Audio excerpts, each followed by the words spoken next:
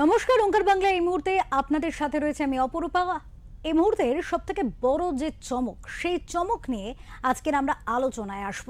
ফলতা তৃণমূল প্রার্থী জাহাঙ্গীর খান নির্বাচনের 48 ঘন্টা আগে তিনি জানিয়ে দেন ভোটের লড়াই থেকে তিনি সরে দাঁড়াচ্ছেন। সঙ্গে সঙ্গেই বাংলার রাজনৈতিক মহলে সাড়া পড়ে যায়। কথা ওঠে, যে জাহাঙ্গীর সদর্পে বলেছিলেন পুষ্পা ঝুঁকেগা নেহি, সেই পুষ্পাই ঝুঁকলেন কেন? প্রশ্ন উঠল, আসলে কে ঝুঁকলো, পুষ্পা না অভিষেক? আমরা এ বিষয়ে বিস্তারিত আলোচনায় আসব। তার আগে একবার শুনে নেব সেই বক্তব্য, জাহাঙ্গীর খান কি বলেছেন।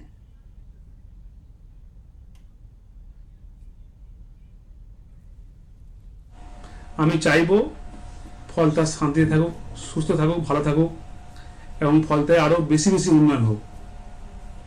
তাই সোনার ফলতা হোক, এটাই আমার স্বপ্ন ছিল। তাই আমাদের সম্মানীয় মুখ্যমন্ত্রী ফলতা উন্নয়নের জন্য স্পেশাল প্যাকেজ দিচ্ছে। সেই জন্য আমি আগামী 21শে মে যে রিপোল আছে, সেই রিপোলের কন্টেস্ট থেকে আমি নিজেকে দূরে সরিয়ে নিলাম।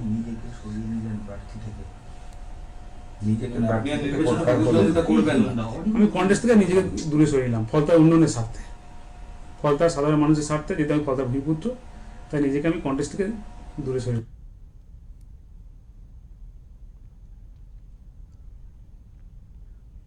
এই বিষয় নিয়ে আমরা আলোচনায় আসবো। আমাদের সঙ্গে রয়েছেন ওঙ্কার বাংলার এডিটর ইন চিফ বিপ্লব দাস। দাদার কাছে আসবো এবং এই বিষয়ে একটা প্রশ্ন প্রথমেই রাখবো, যে নির্বাচনের আগে যখন ফলতা নিয়ে আলোচনা তুঙ্গে, সেখানে যখন আমরা সেই বিষয়ে আলোচনায় এসেছি, দেখেছি, তখন একেবারে পুষ্পার রাজ, তার রাভাইয়াই আলাদা ছিল। তেমনই এক জাহাঙ্গীর খানকে আমরা দেখেছি, কিন্তু এই জাহাঙ্গীর খান একদম সুর নরম। কি এমন হলো যে জাহাঙ্গীর খানের সুর রাতারাতি এত বদলে গেল? এভাবে তিনি নিজেকে নির্বাচন থেকে সরিয়ে নিলেন।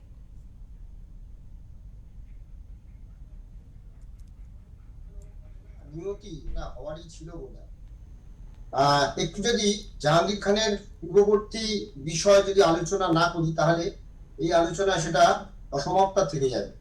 জাহাঙ্গীর খান কে? জাহাঙ্গীর খান হচ্ছে ফলতার একজন তৃণমূল কংগ্রেসের পঞ্চায়েতের সদস্য, পঞ্চায়েতের সভাপতি, ফলতা পঞ্চায়েতের সভাপতি। তো গত কয়েক বছর ধরে ডায়মন্ড হারবার লোকসভা এলাকায় অভিষেক বন্দ্যোপাধ্যায়ের ৩-৪ জন বিশ্বস্ত যে টিম মেম্বার, তাদের মধ্যে অন্যতম ছিলেন জাহাঙ্গীর খান। আর এই জাহাঙ্গীর খান ধারে ভারে তার উত্থান হয়েছিল শুধু ফলতা নিয়ে, কিন্তু যখন বজবজের এই জাহাঙ্গীর খানের মতন আরেকজন নেতা ছিলেন, সে হচ্ছে শ্রীমন্ত বৈদ্য। তিনি প্রয়াত হন 2018 সাল, 2018 না 2019 সালে তিনি প্রয়াত হন। 2019 বা 20 এরকম, 20 সম্ভবত। তো 2020 সালে তিনি প্রয়াত হন। তো এই শ্রীমন্ত বৈদ্য প্রয়াত হওয়ার পরে বজবজের যে তৃণমূলের রাজনৈতিক পরিস্থিতি, মানে প্রচুর নেতা, তাদের কন্ট্রোল করার জন্য এই জাহাঙ্গীর খানকে ফলতা থেকে বজবজের দায়িত্ব দেওয়া হয়। যেমন ফলতায় তিনি একচ্ছত্র আধিপত্য ধীরে ধীরে বিস্তার করছিলেন, তেমনি বজবজের দায়িত্ব তাকে দেওয়া হয়। তাকে বজবজের পর্যবেক্ষক করা হয়, অর্থাৎ সমস্ত নেতার মাথায় তিনি থাকবেন। তিনি হচ্ছেন জাহাঙ্গীর খান। তারপরে কিন্তু এই জাহাঙ্গীর খান ধীরে ধীরে ধীরে ধীরে ধারে ভারে তিনি তার কর্তৃত্ব বিস্তার করে ফেলেন। ডায়মন্ড হারবার লোকসভা কেন্দ্রের 7টি বিধানসভার মধ্যে বেশ কয়েক, তার মধ্যে বজবজ তো রয়েছে, সেই সঙ্গে রয়েছে মহেশতলার কিছু অংশ, মেটিয়া বুরুজ, এরকম বিষ্ণুপুরের কিছুটা অংশ।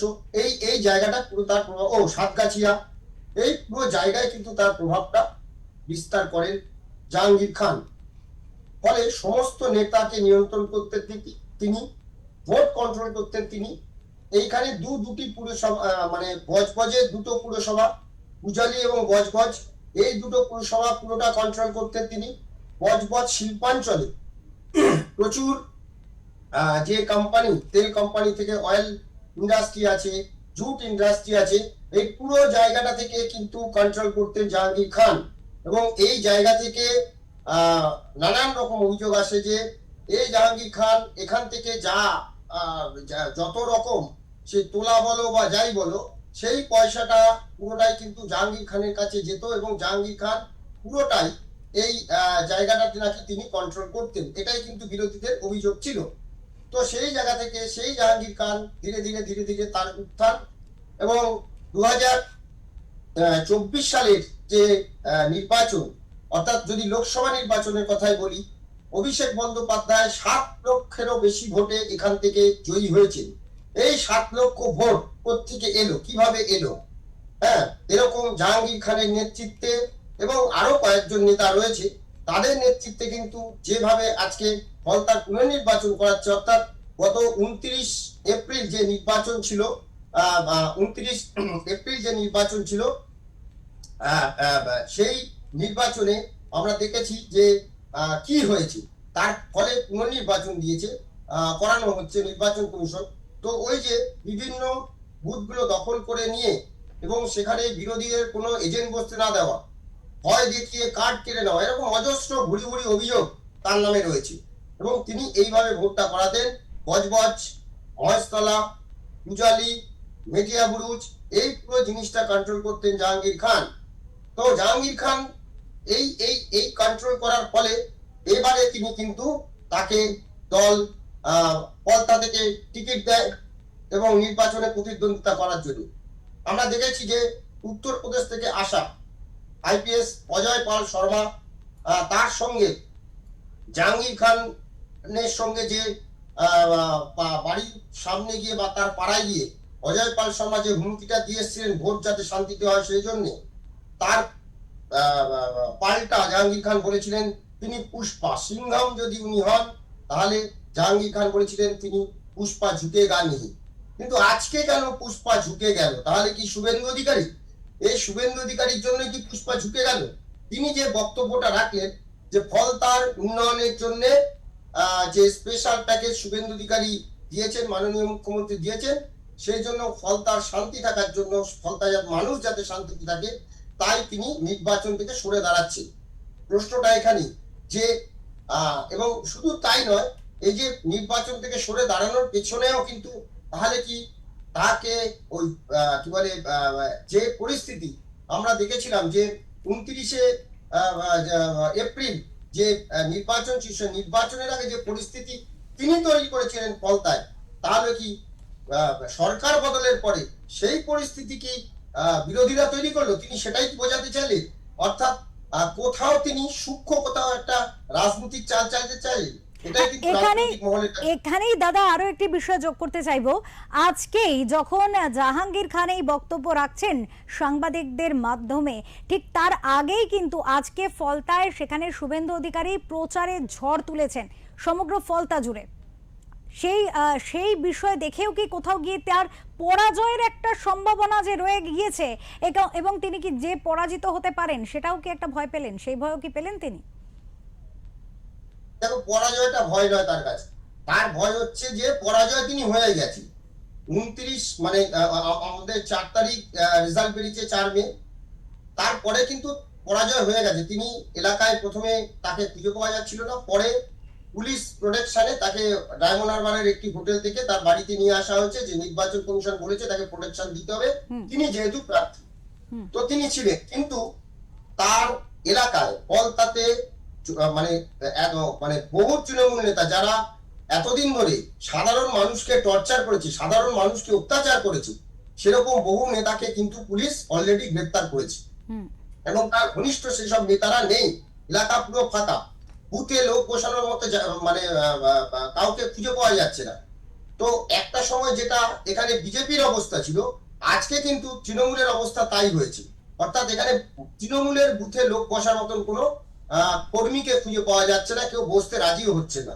তো সেই জায়গাটা থেকে মুখ রক্ষা করতে কিন্তু জাহাঙ্গীর খানের এই সরে আসাটাই একমাত্র পথ ছিল। এবং শুভেন্দু অধিকারী যখন আজকে ব্যাপক মানে জনসমাগম, আগের দিনও ব্যাপক জনসমাগম হয়েছিল এবং সেদিন তিনি বলেছিলেন যে এত জায়গায় আমাকে নামতে হচ্ছিল যে আমার এখানে আসতে দেরি হয়ে যাবে, তাই আমি ঠিক করেছি 19 তারিখে এখানে আসবো এবং রোড শো করবো সারা ফলতা বিধানসভার বিভিন্ন অঞ্চল জুড়ে। আর আজকে ফলতা বিধানসভার যে বিভিন্ন অঞ্চলে রোড শোয়ে মানুষের যে ব্যাপক সাড়া, এবং সেখানে যখন শুভেন্দু অধিকারী ঘোষণা করছে যে ফলতার জন্য স্পেশাল প্যাকেজ হবে এবং 1 লক্ষেরও বেশি ভোটে জিততে হবে, সেটাকে কোথাও হাতিয়ার করে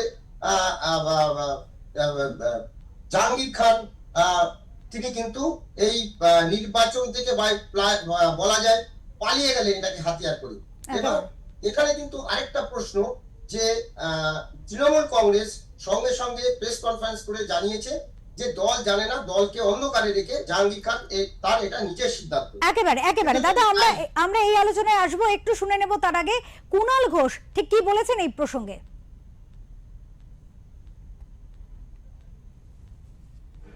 তো এখন সেই যে সরে দাঁড়ানো, তো ওখানে কোনো ভয়ের পরিবেশ তৈরি করে দিয়েছিল কিনা বিজেপি, ইলেকশন কমিশন, বিভিন্ন এজেন্সি দিয়ে। আবার প্রশ্ন হচ্ছে যদি ভয়ের পরিবেশই হবে তাহলে পুষ্পা সে তো ঝুঁকেগা নেই, পুষ্পা ভয় পাবে কেন? তাহলে ভয়ের পরিবেশ তৈরি করেছিল কিনা একটা প্রশ্ন। আর যদি ভয়ের পরিবেশ হয়ে থাকে তাহলে পুষ্পা কেন ভয় পেল সেটা আর একটা প্রশ্ন। আমরা এই বিষয়ে এই মুহূর্তে আমরা এটা বিশ্লেষণ করছি, সব খবর নিচ্ছি বলতে পারবো না, তবে এটা ডায়মন্ড হারবার মডেল এরিয়ার অন্তর্গত। ফলে এখানে অভিষেক বন্দ্যোপাধ্যায়, তিনি মাননীয় সাংসদ, বিপুল ভোটে ওখানে জিতেছিলেন। নিশ্চয়ই তিনি বিচার বিশ্লেষণ করছেন, ও ব্যাপারটা উনি বলতে পারবেন। আমরা আলোচনায় আসবো দাদা, এবং আমরা যেটা দর্শকদেরও শোনালাম যে কুণাল ঘোষ তিনি কিন্তু একেবারে তারই দলের মানুষ জাহাঙ্গীর খান, তিনি একেবারে বলে দিলেন এই পুষ্পাই তো ঝুঁকেগা নেহি বলেছিল, তাহলে পুষ্পা ভয় পেল কেন, এই প্রশ্ন কিন্তু তিনি নিজেও তুললেন। এবং কার্যত তৃণমূল কংগ্রেসের যা বক্তব্য যে জাহাঙ্গীর খানের এহেন সিদ্ধান্তে মুখ পুড়েছে দলের। কিন্তু এই জাহাঙ্গীর খান যে একদা ডায়মন্ড হারবার যে এলাকা, ফলতা সহ ডায়মন্ড হারবার পুরো এলাকার যদি বলা হয় একেবারে অন্যতম সেনাপতি, প্রধান সেনাপতি ছিলেন তৃণমূলের, কিন্তু আজ তার এই সিদ্ধান্তের পরে দলের তরফ থেকে যে ধরনের বক্তব্য উঠে আসছে তাতে বোঝা যাচ্ছে দল কি তার পাশে দাঁড়াচ্ছে না। আসবো দাদা আলোচনায়। কথাটা যে কুণাল ঘোষের যে বক্তব্য, যদি ভয়ের পরিবেশ তৈরি করে থাকে তাহলে পুষ্পা কেন পালিয়ে যাবে, পুষ্পা কেন ঝুঁকেগা নেই, মানে এই যে বক্তব্য, এর মধ্য দিয়ে কুণাল ঘোষ কটাক্ষ করছেন জাহাঙ্গীর খানকে। শুধু তাই নয়, এই যে বলছেন আমরা পর্যালোচনা করছি এবং ডায়মন্ড হারবার মডেল, যে ডায়মন্ড হারবার মডেল থেকে অভিষেক বন্দ্যোপাধ্যায় 7 লক্ষেরও বেশি ভোটে জয়ী হয়েছিলেন, তাহলে সেই ডায়মন্ড হারবার মডেল থেকে কেন পুষ্পা ঝুঁকেগা নেই চলে গেলেন, মানে দুটোই কিন্তু কটাক্ষ করলেন কুণাল ঘোষ, এটা বুঝতে হবে। তো এই জায়গা থেকে বোঝা যাচ্ছে যে তৃণমূল কংগ্রেসের একটা অংশ এই জাহাঙ্গীর খানকে সমর্থন করে না, এবং সেটা কিন্তু পরিষ্কারভাবে কিন্তু কুণাল ঘোষ বুঝিয়ে দিলেন। এবং বলটাও কিন্তু অভিষেকের কোর্টে পাঠিয়ে দিলেন তিনি, যে এই বক্তব্য অভিষেক বলবেন, এই পর্যালোচনা অভিষেক করবেন। হ্যাঁ, যে এই যে অভিষেক বন্দ্যোপাধ্যায়ের ডায়মন্ড হারবার মডেল, এই মডেল কিন্তু ভেঙে চুরে চুরমার হয়ে গেল আগামী গত 4 মের পরে, এবং আজকে তো সেটা ধূলিসাৎ হয়ে গেল। এতদিন একটা আশা ছিল, আজকে কিন্তু সে আশা পুরোটাই ভেঙে ধূলিসাৎ হয়ে গেল। অভিষেক বন্দ্যোপাধ্যায়ের যে বলতেন না যে কি বলে ডায়মন্ড হারবার মডেল, সেই মডেল কিন্তু আজকে পুরোটাই কিন্তু ওই দড়ি ধরে মারো টান, রাজা হবে খান খান, ঠিক এই জিনিসটাই কিন্তু আজকে এই ডায়মন্ড হারবার মডেল ভেঙে কিন্তু চুরমার হয়ে গেল। এবং দলের যিনি প্রধান মুখপাত্র ছিলেন, যদিও তিনি এখন বিধায়ক, কিন্তু তিনি তো মুখপাত্র, তাহলে তিনি যদি এই কথাটা বলেন, অর্থাৎ পরোক্ষে অভিষেক বন্দ্যোপাধ্যায়ের প্রতিও কিন্তু তিনি প্রশ্ন তুলছেন। অর্থাৎ তৃণমূল কংগ্রেসে নিজেদেরই কোনো কিন্তু মানে সামঞ্জস্য নেই, সেটা যেমন একদিকে তেমন আরেক দিকে এই যে যিনি ডায়মন্ড হারবার মডেলের কথা বলেছেন, আজকে যদি জাহাঙ্গীর খান দলকে অন্ধকার রেখে চলে যান, তাহলে সেখানকার তৃণমূল কংগ্রেস কর্মীদের প্রশ্ন, যিনি এতদিন ধরে রোড শো করলেন, অভিষেক বন্দ্যোপাধ্যায় সাংসদ 7 লক্ষ ভোটে জয়ী হয়েছেন, তিনি রাস্তায় নামলেন না কেন? তিনি কেন ফলতার মানুষের তৃণমূল কর্মীদের পাশে এসে দাঁড়ালেন না? মমতা বন্দ্যোপাধ্যায় কোথায় তিনি কেন এই কর্মীদের পাশে এসে দাঁড়ালেন না? যেখানে শুভেন্দু অধিকারী গিয়ে প্রচার করছেন, কেন মমতা বন্দ্যোপাধ্যায় সেখানে প্রচার করবেন না? অভিষেক বন্দ্যোপাধ্যায়কে আমরা দেখেছি গাড়ির মাথায় চড়ে ফ্ল্যাগ নেড়েছিলেন এই কি বলে ফলতায়, তিনি রোড শো করেছিলেন জাহাঙ্গীর খানের হয়ে নির্বাচনের আগের প্রচারে। তাহলে কেন আবার এতদিন সময় পাওয়ার পরে কেন গেলেন না? কেন ফলতা নিয়ে কোনো একটা কথা নেই? অর্থাৎ তার যে ডায়মন্ড হারবার মডেল সেটাকে ভেঙে চুরমার করে দেওয়া হলো। জাহাঙ্গীর খানের পাশেই বা কেন দল দাঁড়ালো না? দলকে যদি অন্ধকার করে রাখে, অভিষেক বন্দ্যোপাধ্যায় জানেন না বলা হচ্ছে, তাহলে তারা কেন এতদিন ধরে এইখানে নির্বাচনী প্রচারে গেলেন না? সেখানকার তৃণমূল কংগ্রেসের পাশে কেন দাঁড়ালেন না? দল তো সেখানে 1 লক্ষের বেশি ভোটে ফলতা থেকে 2024 সালে অভিষেক বন্দ্যোপাধ্যায়কে লিড দিয়েছিল। তাহলে সেই সব কর্মীরা যারা রক্ত জল করে যারা অভিষেক বন্দ্যোপাধ্যায়কে জেতালেন, তাদের কি হবে? তাদের পাশে কেন দাঁড়ালেন না? এটাই তো বড় প্রশ্ন। এবং এটাই কিন্তু পরোক্ষভাবে জাহাঙ্গীর খান বুঝিয়ে দিলেন আজকে, ঠিক ভোটের নির্বাচনী প্রচার শেষ হওয়ার কয়েক মুহূর্ত আগে। এই যে জাহাঙ্গীর খান যে নির্বাচন থেকে সরে দাঁড়িয়ে, এটা কিন্তু তার দলের প্রতি একটা সত্যি সত্যি মানে যে ক্ষোভ, বা দলের প্রতি তার যে তিনি দলের থেকে যে আশা করেছিলেন, সেটা কিন্তু যে সাহায্য বা যে সাপোর্ট তিনি চেয়েছিলেন সেটা কিন্তু পাননি। অর্থাৎ এটা বোঝাই গেল যে ডায়মন্ড হারবার মডেল আজ, অর্থাৎ আজকে হচ্ছে 19 মে, এই 19 মে ডায়মন্ড হারবার মডেল কিন্তু ভেঙে চুরমাচুর হয়ে গেল। শুধু আর একটা কথা, যে 2011 সালে 20 মে মমতা বন্দ্যোপাধ্যায় এই বাংলার মুখ্যমন্ত্রী হিসেবে শপথ নিয়েছিলেন।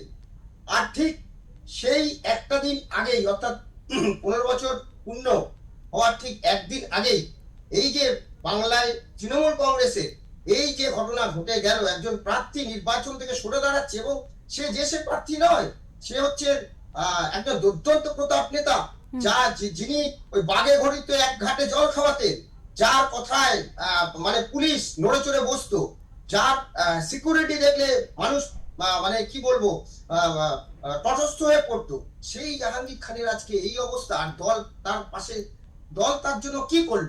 এই ক্ষোভ থেকে কিন্তু জাহাঙ্গীর খান নির্বাচন থেকে সরে দাঁড়ালেন বলে রাজনৈতিক মহল মনে করছে।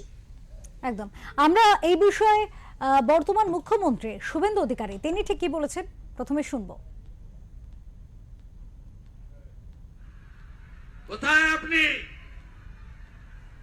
দেখতে পাওয়া যাচ্ছে না?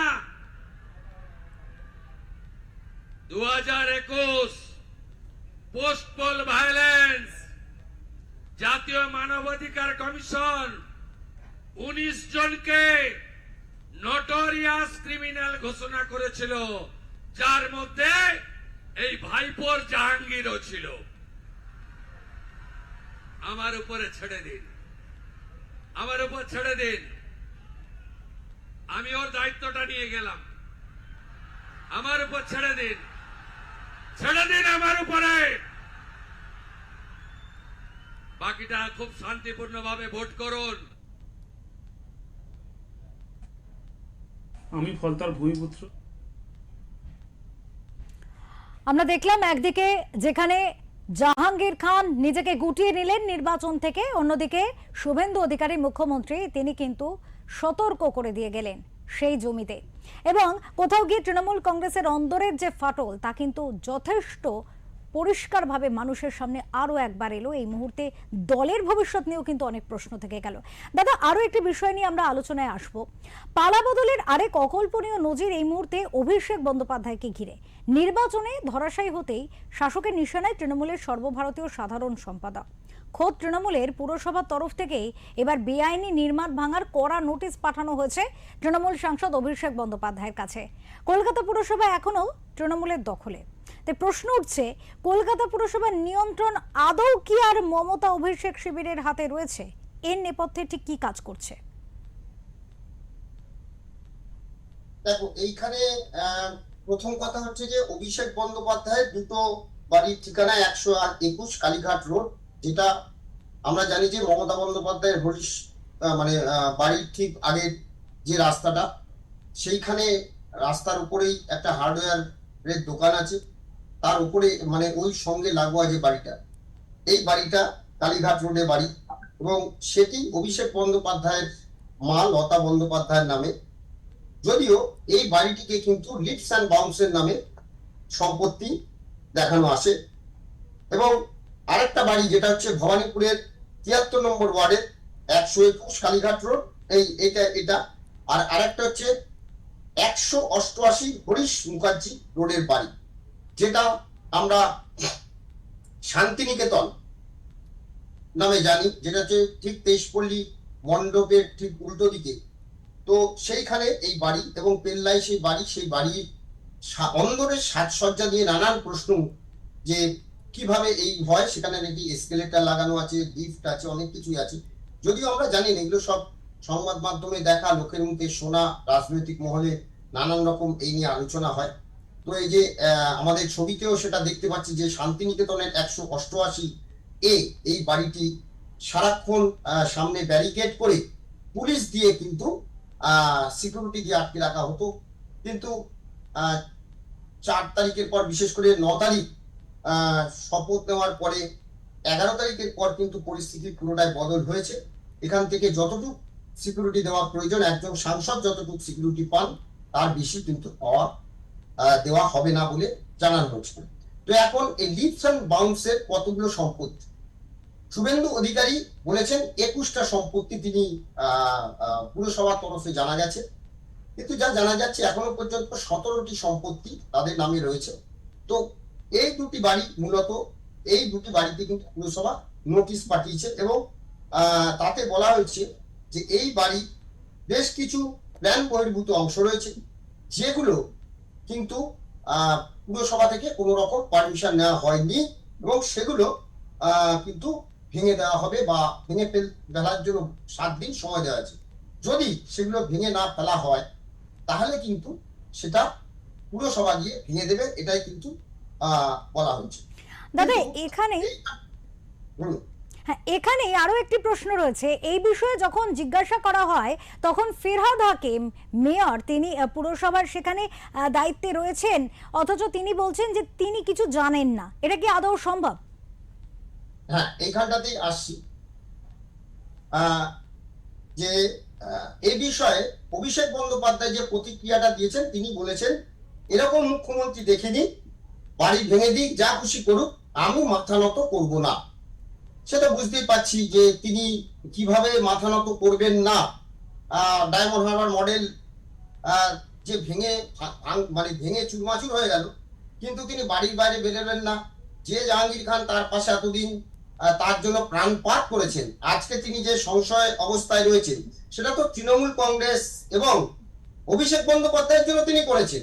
তিনি তৃণমূল কংগ্রেসের জন্য নেতা হয়েছেন, তৃণমূল কংগ্রেসের জন্য প্রাণপাত করেছেন, এত কিছু মানুষকে টর্চার করেছেন। আজকে কেন তার পাশে তৃণমূল কংগ্রেস দাঁড়ালো না, এই প্রশ্নটা যেমন উঠছে, তেমন তিনি বলছেন বাড়ি ভেঙে দিলে তিনি মাথা নত করবেন না। তার মাথা নত নিয়ে কিন্তু প্রশ্নটা স্বাভাবিক নয়। প্রশ্নটা ঠিক অন্য জায়গা থেকে। পুরসভা নোটিশ দিচ্ছে, জানেন না মেয়র ফিরহাদ হাকিম, ববি হাকিম, তিনি জানেন। এটা কি সম্ভব যে একজন পুরসভা থেকে একজনের নোটিশ যাবে এবং তার দলেরই শীর্ষস্থানীয় নেতা, সকলে যাকে বস বলতেন, বস, সেই বসের বাড়িতে নোটিশ যাচ্ছে আর সেটা ফিরহাদ হাকিম জানেন না? এটা কি হতে পারে?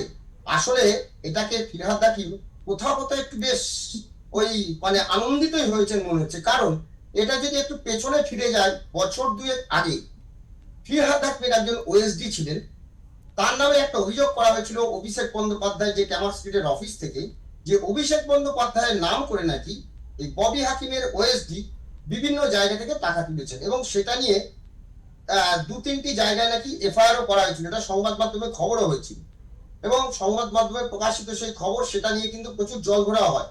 অবশেষে মমতা বন্দ্যোপাধ্যায়ের হস্তক্ষেপে সেইটা কিন্তু ধামাচাপা পড়ে যায় এবং শোনা যায় যে ফিরহাদ হাকিম অর্থাৎ ববি হাকিম তখন নাকি মমতা বন্দ্যোপাধ্যায়ের কাছে পরিষ্কার গিয়ে বলেছিলেন তিনি পদত্যাগ করতে চান, মেয়র পদ থেকেও পদত্যাগ করবেন এবং তার মন্ত্রিত্ব থেকেও পদত্যাগ করবেন, তিনি সাধারণ তৃণমূল কর্মী হয়ে থাকবেন। কিন্তু সংখ্যালঘুদের কাছে যেহেতু ববি হাকিম একটা মুখ ছিলেন, তাই মমতা বন্দ্যোপাধ্যায় কিন্তু হস্তক্ষেপ করে সেই বিষয়টিকে ধামাচাপা দেয়। তাই কোথাও আজকের দিনে এই যে অভিষেক বন্দ্যোপাধ্যায় শান্তিনিকেতন আর ওই 121 কালীঘাট রোডের যে বাড়িটি, সেখানে যখন বেআইনি অংশ ভাঙার জন্য পুরসভা নোটিশ দিচ্ছে, সেটা ববি হাকিম জানেন না। এটাই হচ্ছে রাজনৈতিক মহলের কাছে হাস্যকর বিষয়, যে মেয়র জানেন না অথচ নোটিশ চলে যাচ্ছে। রাজনীতির হাওয়া এমনই যে কখন যে কোন দিকে বয় কেউ কিন্তু জানতে পারে না। একদম একদম। অপরূপা। অনেক ধন্যবাদ দাদা, অনেক ধন্যবাদ এই আলোচনায় আমাদের সাথে থাকার জন্য। আমরা কথা বলছিলাম এতক্ষণ দুটি গুরুত্বপূর্ণ বিষয় নিয়ে আজকের, কিন্তু এক্ষেত্রে একটা বিষয় কিন্তু বারবার উঠে এলো। এই যে বারবার করে বিজেপির তরফ থেকে একটা কথা বলা হয়েছিল যে 2026-এর নির্বাচনে ফল বেরোলে বিজেপির সরকারে আসবে, বিজেপির সরকার গঠন করবে এবং তৃণমূল দলটি আর অস্তিত্ব থাকবে না। কোথাও কি সেই গন্তব্যের দিকে এগোচ্ছে দল? যা বর্তমান পরিস্থিতি কোথাও গিয়ে কিন্তু ভাবাচ্ছে এই প্রশ্ন নিয়ে। এখনকার মতো এ পর্যন্তই। দেখতে থাকুন ওঙ্কার বাংলা। নমস্কার।